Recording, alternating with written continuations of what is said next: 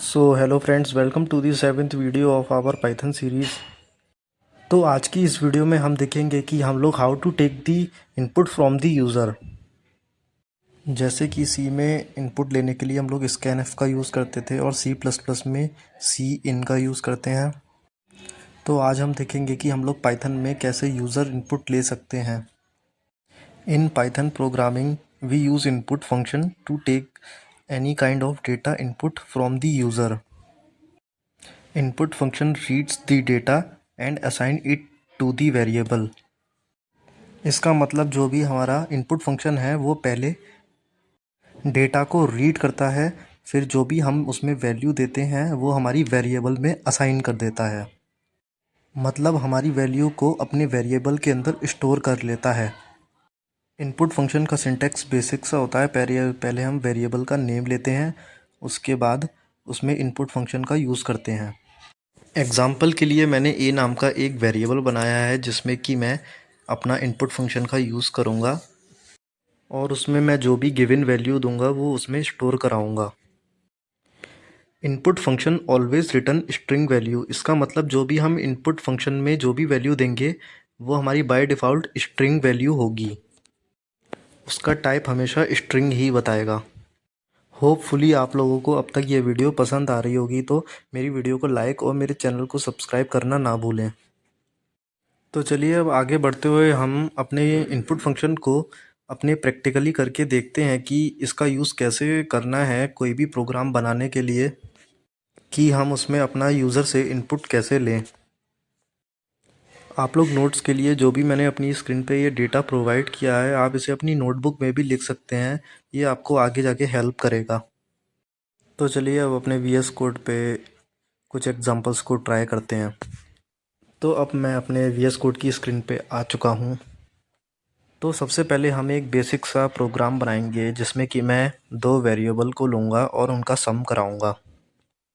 तो मैंने A और B दो वेरिएबल लिए हैं जिसमें कि मैंने A में 10 और B में 8 लिया है। तो अब मैं इन्हें प्रिंट करा दूँगा।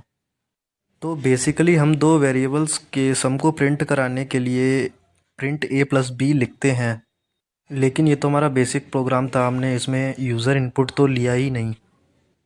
तो अब मैं यही सम ऑफ प्रोग्राम में यूज़र का इनपुट लेके दिखाऊंगा। तो इनपुट लेने के लिए पहले हम एक वेरिएबल बनाएंगे, उसके बाद इक्वल टू लगा के इनपुट फंक्शन को टाइप करेंगे।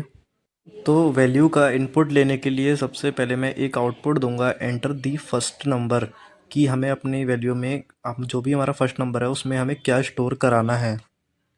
वैसे ही हम एक बी नाम का वेरिएबल बनाएंगे जिसमें इनपुट फंक्शन का यूज़ करके हम एंटर दी सेकंड नंबर की स्ट्रिंग को लिखेंगे। तो मैं जल्दी से टाइप कर देता हूँ, एंटर दी सेकंड नंबर। इसको टाइप करने के बाद हम लोग सम नाम का एक वेरिएबल बनाएंगे जिसमें कि हम इन दोनों का एडिशन कराएंगे। तो सम कराने के लिए हम sum equal to A plus B type करेंगे।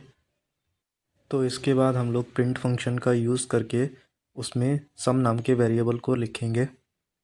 तो चलिए अब हमारा प्रोग्राम रेडी है रन करने के लिए। तो अब हम इसे रन करके देखते हैं।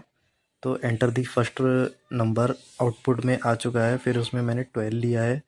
एंटर दी सेकंड नंबर, तो मैंने उसमें 10 लिया है। लेकिन ये क्या है, इन दोनों का सम तो हुआ ही नहीं, मतलब ये दोनों वैल्यू ऐड तो हुई नहीं। जैसा कि मैंने आपको पहले नोट्स में बताया था, जो भी हमारा इनपुट है, इनपुट फंक्शन है, वो हमारा by default string value he show करेगा। तो इस चीज़ को चेंज करने के लिए हमें इनपुट से पहले इंट का यूज़ करना पड़ेगा, मतलब इंटीजर वैल्यूज़। वैसे ही अगर आपको डेसिमल वैल्यूज़ चाहिए तो आप फ्लोट का भी यूज़ कर सकते हैं। हमारा प्रोग्राम अब रेडी टू रन है। चलो अब इसे रन करके देखते हैं। एंटर दी फर्स्ट नंबर, तो मैंने इसमें 12 लिया है। एंटर दी सेकंड नंबर, तो मैंने इसमें 12 लिया है। लेकिन अब देखिए यहाँ पे हमारा जो भी इसका सम है वो प्रिंट हो चुका है, 12 + 12 = 24। तो चलिए अब एक और सम करके देखते हैं। पहले मैंने 8 लिया है और दूसरे में मैंने 10 लिया है, तो इसका आउटपुट 18 प्रिंट हुआ है। तो हमारा प्रोग्राम अब सक्सेसफुली रन हो चुका है। सो होपफुली गाइस आप लोगों को ये वीडियो पसंद आई होगी। तो like this video and do subscribe my channel. Thank you for watching.